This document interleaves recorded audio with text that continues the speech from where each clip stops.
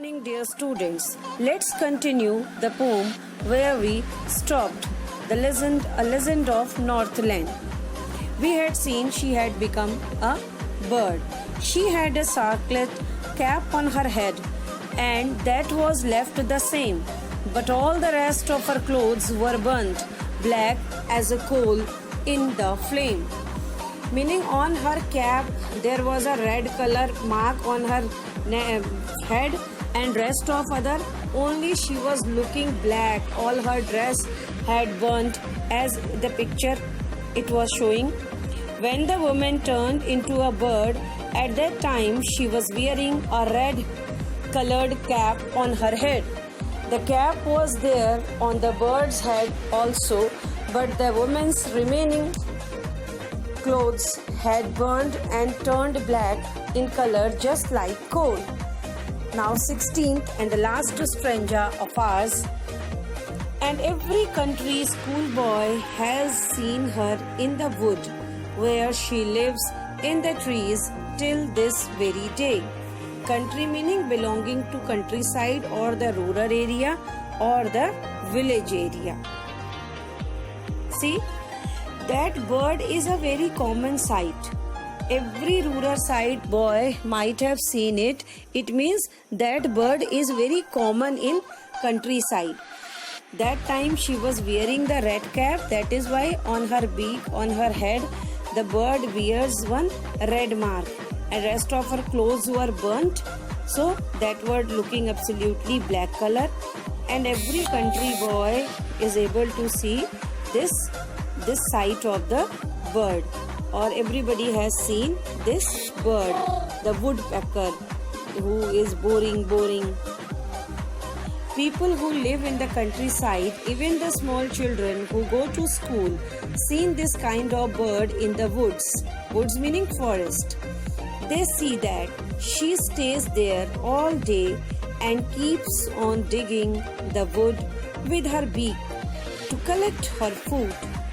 Whenever any child sees this kind of bird, then his elders tell him this story. They say that the bird used to be a woman earlier. She was very greedy, and so she was cursed by Saint Peter and turned into a bird. They get a teaching that they should not be greedy. See, the saint converted her into a very common bird, so that everybody would see it.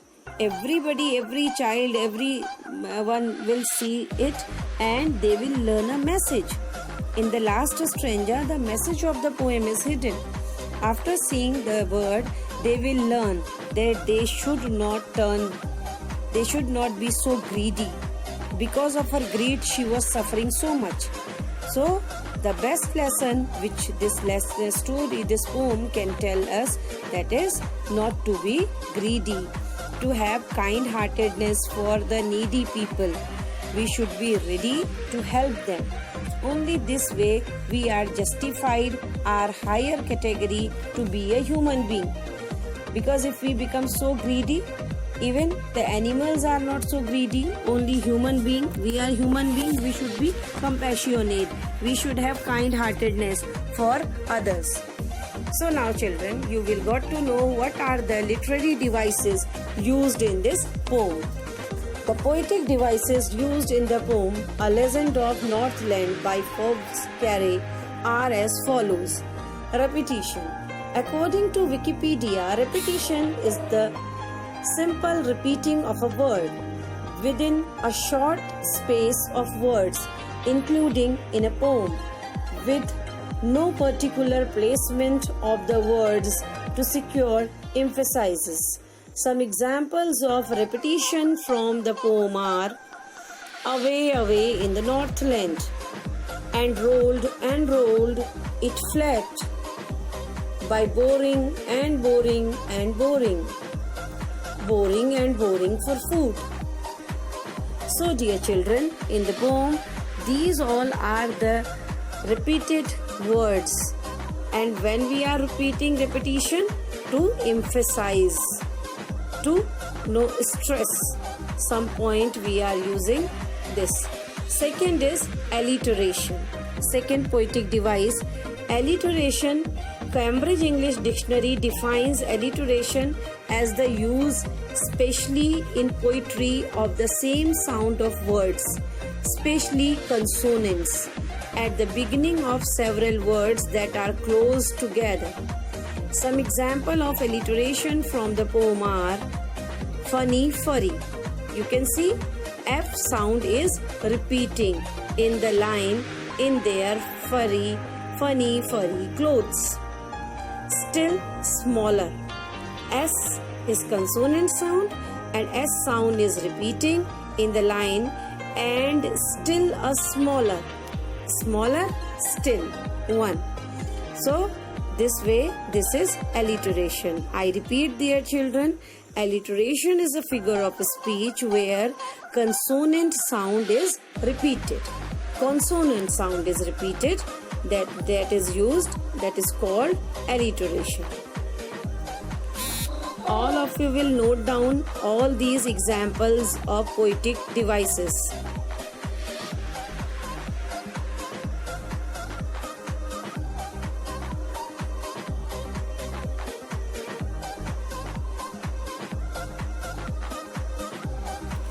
Enjambment.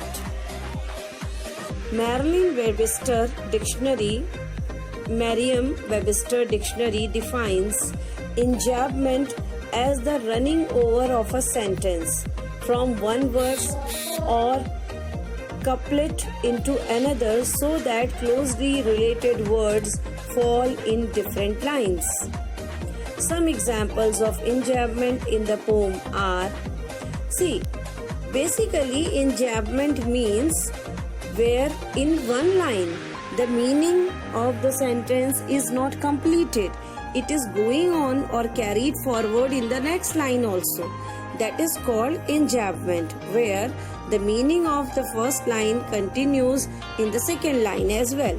The examples are, and the night are so long in winter that they cannot sleep them through. Actually, they are talking about the night only, but it is not completed in the first sentence, but it carry forward to the second one also.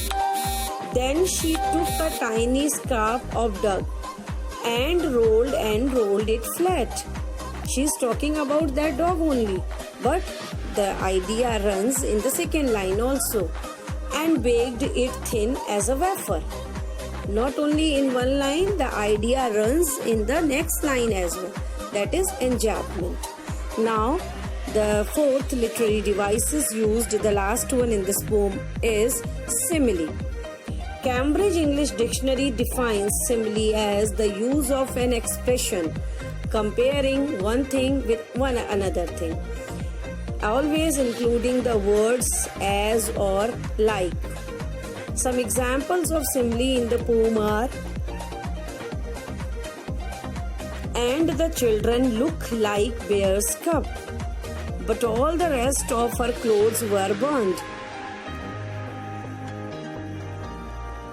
See, as in the first line, simile is described with, simile is a figure of speech where things are compared. Things, people are compared with the help of comparative words.